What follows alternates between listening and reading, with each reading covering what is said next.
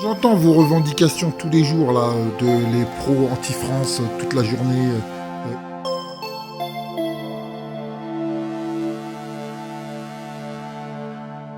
À un moment donné, je commence à en avoir marre de vos grandes gueules.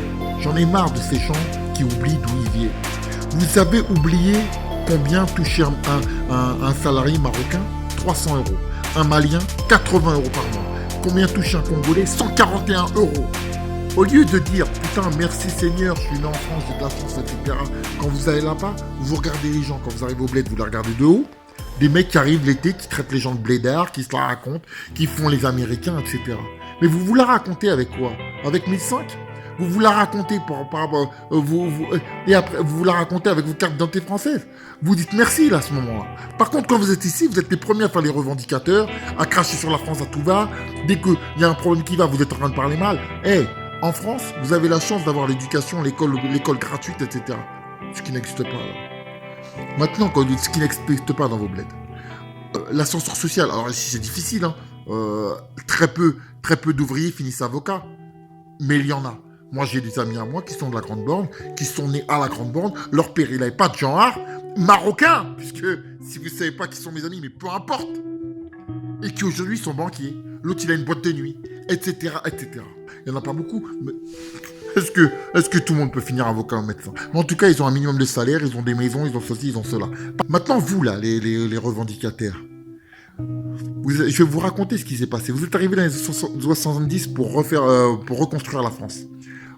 Grâce au regroupement familial, vos familles sont arrivées ici. Au début en fin 70, la France a commencé à avoir une crise. Vous avez pleuré pour rester en France. D'où les touche pas à mon pote, etc., etc. Vous êtes restés. Vous êtes restés en France. Alors certes, la vie, elle n'était pas facile ou quoi que ce soit, mais elle était 10 fois mieux qu'au bled.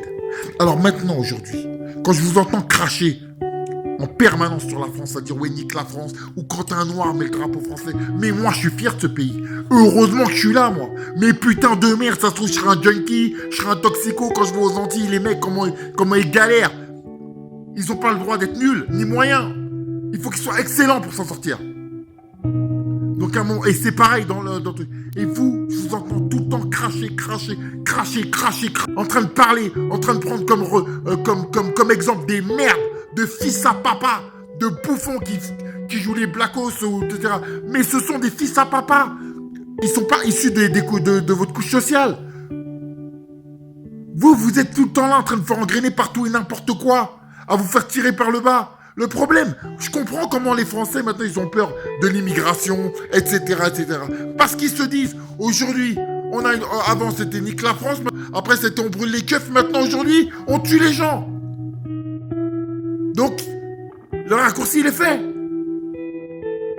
Écoutez-moi bien, bande de merde. Moi, en fait, je peux pas vous supporter. Alors ouais, ça vous fait bizarre, etc. En fait, je vous emmerde. Vous n'êtes pas content avec ma façon de penser, je vous emmerde. Je vous défie d'aller vivre au Maroc avec 300 euros. Je vous défie d'aller vivre au Mali avec 80 euros. Je vous défie d'aller vivre au Congo avec 141 euros. À partir de là, on discutera.